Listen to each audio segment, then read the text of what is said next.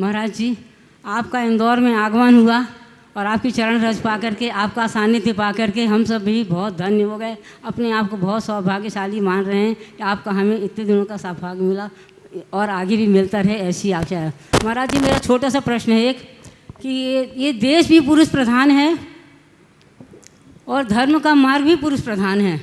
भगवान को छूने की पात्रता सिर्फ पुरुषों को है, महिलाओं को नहीं है। उनको हम छू के उनका पूजन अभिषेक नहीं कर सकते हैं। घर भी पुरुष प्रधान है और मुक्ति का मार्ग भी पुरुष प्रधान है। तो महाराज जी, हम ऐसा क्या करें कि हमें भी आगे ऐसी पुरुष पर्याय मिले, कोई ऐसा नियम व्रत या कोई ऐसा उपाय हो जिससे हम आगे भगवान को पुरुष पर्याय प्राप्त करके भगवान को छू सकें, उनका अभिषेक कर सकें और अपने जीवन को धन्य कर सकें। मैं आपकी बात से सहमति नहीं रखता। न तो देश पुरुष प्रधान है, न समाज पुरुष प्रधान है, न परिवार पुरुष प्रधान है और न ही धर्म पुरुष प्रधान है। इस भाषा को बदलो और इसकी जगह दूसरे वाक्य का प्रयोग करो। देश प्रधान है, समाज प्रधान है, परिवार प्रधान है और धर्म प्रधान। समझ गए? धर्म प्रधान है। जब देश को लोगे सामने तो न पुरुष दिखेगा न स्त्री। समाज सामने है तो पुरुष स्त्री कौन होंगे? अगर परिवार सामने, स्त्री पुरुष कौन होंगे? परिवार प्रमुख होगा। धर्म को देखोगे तो स्त्री पुरुष कौन होंगे? तुम स्त्री पुरुष को क्यों देखते हो? धर्म को क्यों नहीं देखते? तुम परिवार को क्यों नहीं देखते? स्त्री पुरुष को क्यों देखते?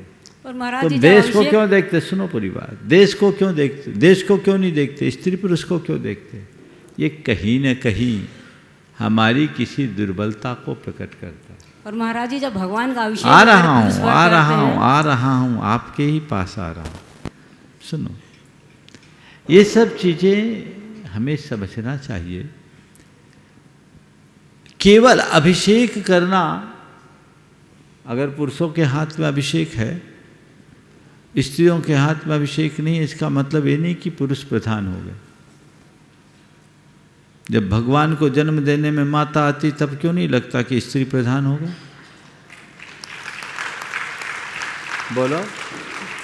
जब जिन प्रतिमा के शोधन की बात होती है तो वहाँ इंद्रियाणियाँ आती, इंद्रों को पीछे कर दिया जाता, तब ये क्यों नहीं कहते कि स्त्री प्रधान है? जब कोई मांगलिक कार्य करना होता है तो मंगल कलश रख करके अपने माथे पर एक स्त्री को खड़ा किया जाता है, तब क्यों नहीं कहते कि स्त्री प्रधान है? जब किसी कन्या को सामने रखा जाता है मंगल के लिए तो कन्या सामने आती है, तब किसी बेटे को सामने नहीं रखा जाता, तब ये क्यों भूल जाते कि स्त्री प्रधान है? ध्यान रखिए, हर किसी के लिए उसकी भूमिका के अनुरूप उसकी व्यवस्था होती। जो जिसके लायक है उसी अनुरूप अपनी चर्या किया करता है। समझ गए? अब समझो, इसको डिस्क्रिमिनेशन न मानिए। अभिषेक और पूजन दोनों भगवान के आराधना के अंग है।